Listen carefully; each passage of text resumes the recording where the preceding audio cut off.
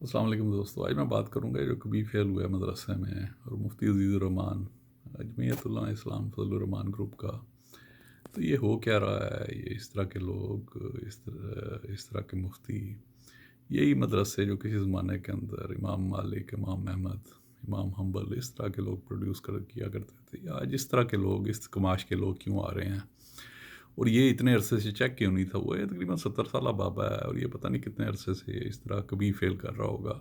اور اس کے اوپر ان لوگوں کو شرمندگی بھی نہیں ہے، نہ ہی اس پارٹی سے میں نے کوئی اس کی کنڈیمنیشن اس کی سنی ہے. اور یہ لوگ اسلام کا نام بھی بدنام کرنے کا سبب بن رہے ہیں. اور اس کے اندر پاکستان کے میڈیا کا بھی بدقسمتی کے ساتھ بڑا کردار ہے ان کا. وہ اس طرح کے لوگ اپنے ٹاک شوز میں بلاتے ہیں، مفتی کوی جیسے، طاہر اشرفی جیسے، اس جیسے، اور ایک اور جمعیت علماء اسلام کا ہے، اور بہت سارے اس طرح کے لوگ. پھر یہ ایک ڈاکٹر عامر لیاقت علی ہے، اور اس جیسے لوگ بلا کے اور انہیں بتاتے ہیں کہ یہ اسلام کا سمبل ہیں اور یہ مسلمان کا سمبل ہیں، اور اس وجہ سے اسلام بدنام ہو رہا ہے. یہ اسی طرح سے بالکل ہے جس طرح PIA کا جہاز جو تقریباً نیا تھا، جس کا کراچی کے اندر کریش ہوا، اس میں بہت سارے اس میں لوگ بھی مارے گئے اور پائلٹ کی بھی ہلاکت ہو گئی، اور اس کے علاوہ جہاز بھی تباہ ہو گیا. اب اس میں یہ مسئلہ نہیں تھا کہ یہ بوئنگ ہے یا ایئر بس ہے.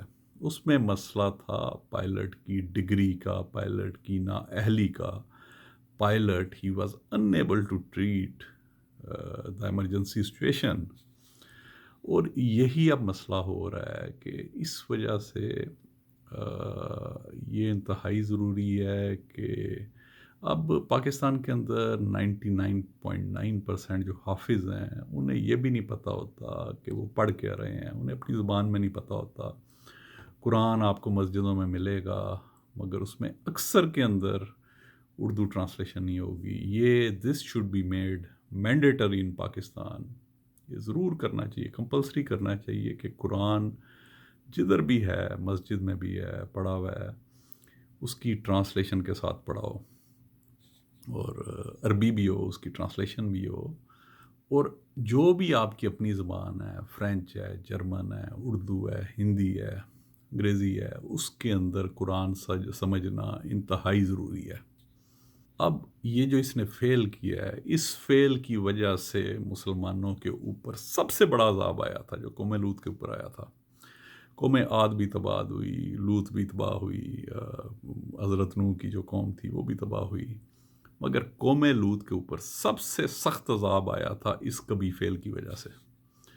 اور اس کی ابھی تک ان کی پارٹی جسٹیفائی اسے کر رہی ہے. اس کی میں نے دیکھی تھی کچھ ویڈیوز، تو انسٹیڈ آف کنڈیمنگ وہ اس کے کبھی فیل کو جسٹیفائی کر رہے ہیں. اور اس کے اندر ہمارے میڈیا کا بھی بڑا رول ہے، جدھر طاہر اشرفی جیسے اور عامر لیاقت جیسے اور مفتی کوی جیسے انہیں ایک اسلام کا رول ماڈل بنا کے انہیں ٹاک شوز میں بلایا جائے کہ یہ جی یہ عالم اسلام ہے، اسلام کے ٹھیکیدار ہیں. حالانکہ ایسی بات نہیں ہے کہ اچھے لوگ نہیں ہیں، اچھے عالم نہیں ہیں ادھر. اور ایک اور میں آپ کو انٹرسٹنگ بات بتاؤں کہ جو سب سے زیادہ اس وقت پائے کہ ابھی بھی سمجھے جاتے ہیں ڈاکٹر اسرار احمد، وہ کسی مدرسے کے فارغ التحصیل نہیں تھے، بلکہ he was a medical doctor. اس کے علاوہ جو ڈاکٹر ذاکر نائک ہیں وہ بھی he was also medical doctor, اور انہوں نے اپنا پروفیشن چھوڑ کے وہ دین کی خدمت کرنے، اسلام کی خدمت کرنے آئے. اور یہ ہم سب کی ڈیوٹی بنتی ہے کہ ہم اسلام کو پڑھیں، ہم قرآن کی ٹرانسلیشن پڑھیں، اسے سمجھیں، اسے اپنی لینگویج کے اندر سمجھیں. اب اور ان میں سے یہ جو فضل الرحمان اس کے بڑے، یہ لوگ وہ تھے جنہوں نے قائد اعظم کی بھی مخالفت کی تھی، اور انہوں نے پاکستان بننے کی مخالفت کی تھی. یہ پاکستان کو نا پاکستان کہتے تھے اور قائد اعظم کو یہ کافر اعظم کہتے تھے. مفتی یہ جو مولانا فضل الرحمان جو ہے، اسے مولانا بھی نہیں کہنا چاہیے، اس کا جو باپ تھا اس نے اسمبلی کے فلور کے اوپر کھڑا ہو کے کہا تھا کہ ہم پاکستان کے جرم بننے کے جرم میں شریک نہیں تھے. اور ان میں بہت ساری جو سیاسی لوگ تھے، سیاسی پارٹیاں تھیں، انہوں نے پاکستان بننے کی مخالفت کی تھی، اور ان لوگوں کو کہا جاتا تھا کانگریسی ملا. اور اب یہ بہت سارے مدرسے ہیں جو عزیز الرحمان جیسے لوگ چلا رہے ہیں، انہیں ریگولیٹ کرنے کی بہت ضرورت ہے، اور ان کا سرویلنس بہت ضرورت ہے، ان کا سلیبس چیک بہت ضرورت ہے، جو عمران خان صاحب کا ایجنڈا تھا، but it is still unfinished agenda. تو یہ انتہائی ضروری ہے کہ انہیں سرکاری تحویل میں لیا جائے، چیکس ہوں کہ کس طرح کے لوگ اسے چلا رہے ہیں، کس طرح کے لوگ لگے ہوئے ہیں. اور یہ بڑا ہائیلی رینکڈ، یہ کوئی چھوٹا موٹا نہیں تھا اس کا، جمعیت علماء اسلام کا.